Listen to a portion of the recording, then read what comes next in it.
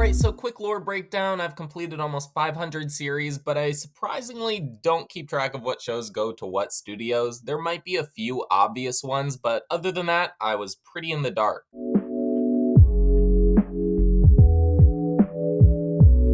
Just looking at some of the recent hits, you got Solo Leveling, arguably their top donor. Then you got Mashley, which I'm pretty sure they're happy Season two's intro did very well. Thank you, Creepy Nuts. They got Love is War, 86, which I wish more people would talk about. Too Many Losing Heroines, Erased, Your Lie in April. Easy S tier.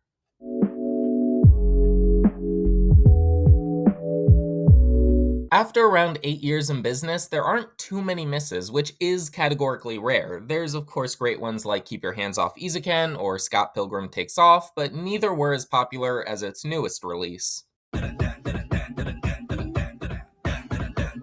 That's right, it's Dan to Dan. Now I'm writing this not knowing if a second season's gonna be announced, but I'm pretty inspired to believe it will. Sure did, man. It's a very strong studio with a lot of potential, but not too many iconic names. A tier.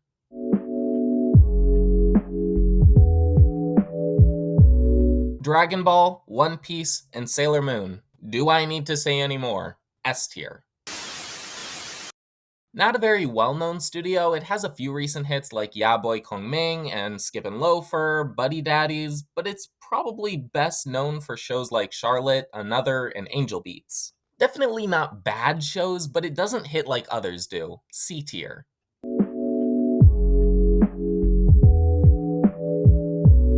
At first look, they got good stuff. Kill la Kill, Cyberpunk Edgerunners, and Delicious in Dungeon, which is getting a second season, but they also have fun alternatives. Stuff like Gridman, Darling in the Franxx partially, Little Witch Academia, Kisniver minus the ending, and, dare I say it, Panty and Stocking with Garter Belt Season 2, which audibly had me celebrating an air year. Now I know that's a low bar for you, for most of you, but it's been 14 years. Keep that in mind. 2025, we got this. A tier.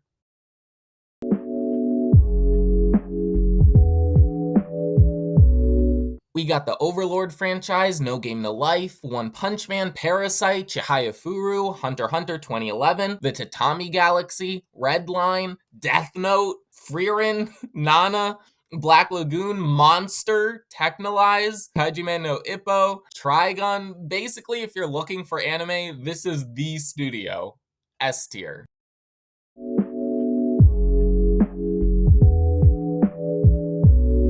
Basically the golden standard for a romance anime you want, but probably don't need, with a few hits of course, like Bakuman, Toradora, and Azumanga Daioh. C tier. Not a big or really well-known studio, its only hits, rightfully so, are Made in Abyss and maybe My Happy Marriage. Other than that, it's D tier.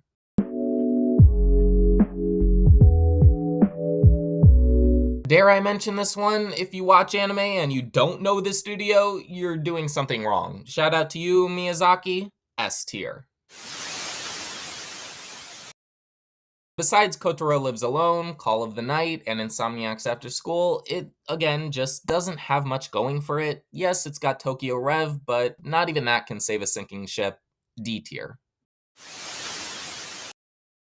It really has nothing salvageable to its name. After a bit of research, I found that the company actually shut down recently. It got taken over by A1 Pictures. Given it's a failed studio, it only makes sense to put it in F tier.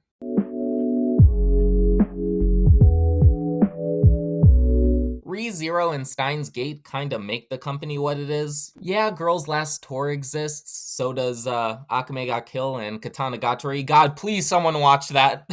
Basically a fine company, but it doesn't make too many shows. Yeah, I guess it's fine if all the aired ones hit, but I kinda wanna see more. As good as ReZero Season 3 is, I'll go B tier.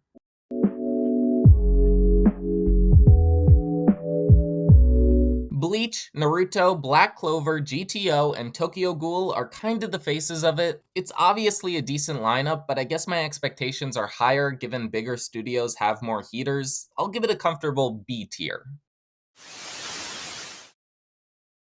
Known for Oshinoko, it's another B tier. My Hero and Mob Psycho is what it's known for in the modern era, but it's still got Soul Eater, FMA, Ouran High School Host Club, Eureka 7, another strong showing, A tier.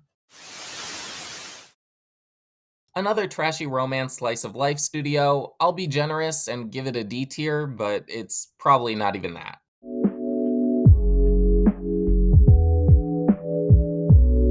MAPPA, good old MAPPA. It genuinely just does no wrong, setting the animation standard for the past, I don't know, maybe 5 years. I do think it's worth mentioning that I won't have Studio Durian on the list, but what Tatsuki Fujimoto did with that movie, for those that don't know, he made Chainsaw Man. It might have been the best animation I've ever seen. If you haven't checked it out, I wholeheartedly recommend it. It's an easy watch, 50 minutes or so. If you haven't seen a MAPPA show, I recommend that too. You know what? They're both going to S tier.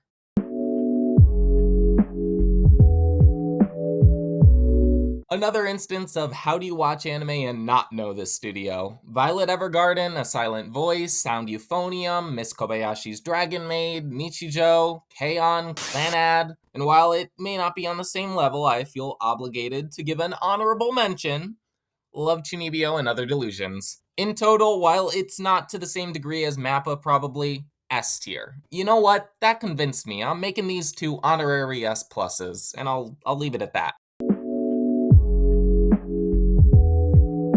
It's got a few decent shows with one or two big ones like Given and Assassination Classroom. Overall, it's non-competitive, C tier.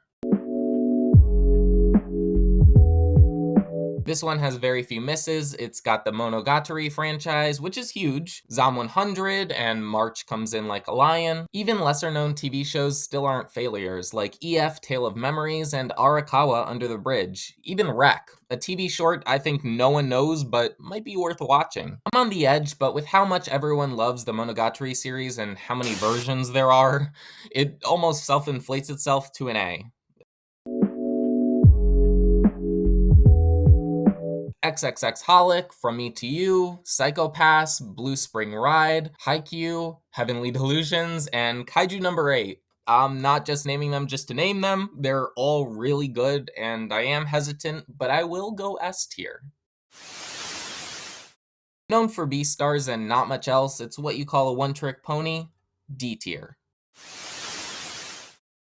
This one used to be mecha-based, but over the past roughly 20 years, it slowly transitioned into almost nothing but pop idol shows, and that's not like they're bad, but it's super hit or miss, and not many people even watch it. D tier.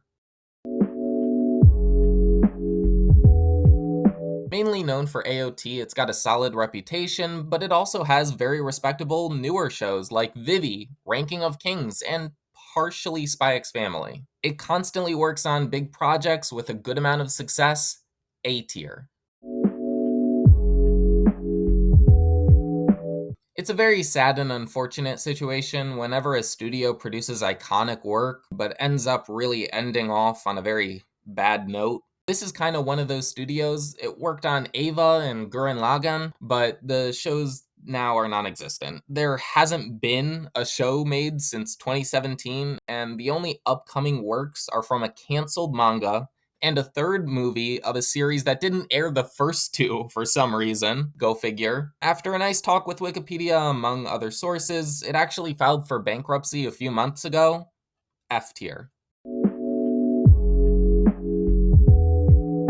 A fairly suggestive company that kept putting out fail after fail for the past, I don't know, ever. The only thing to their name is Elvin Lade, and that's been how long? I'm also finding out that it's another defunct studio. Great. F tier.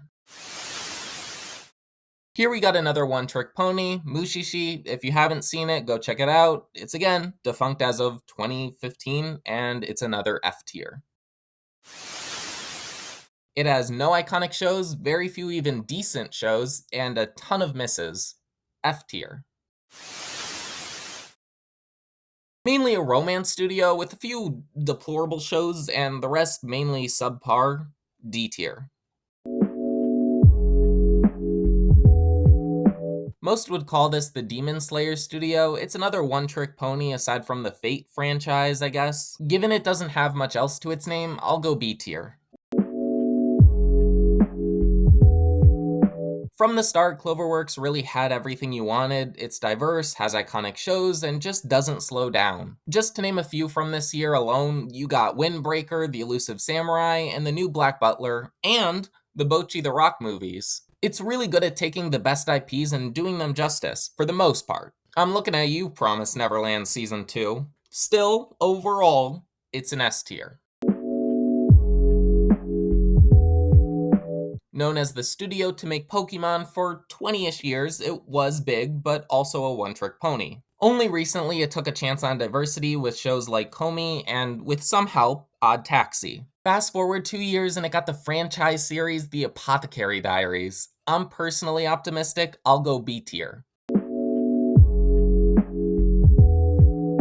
Ending with a less well-known one, we got David Production. What a name. It has a lot of great ones like JJBA, Fire Force, Urusei Yatsura, the new one, Undead Unluck, and even some old fun ones like Bento and Inuboku Secret Service. Sadly, I did just name almost everything it made. Basically, it's not quite an S, at least for me, but it's a strong A. Big thanks to everyone for watching, for everyone who waited 3 months for this. Busy months are busy months, and hey, at least I'm back. I hope you enjoyed, and I'll see you next time.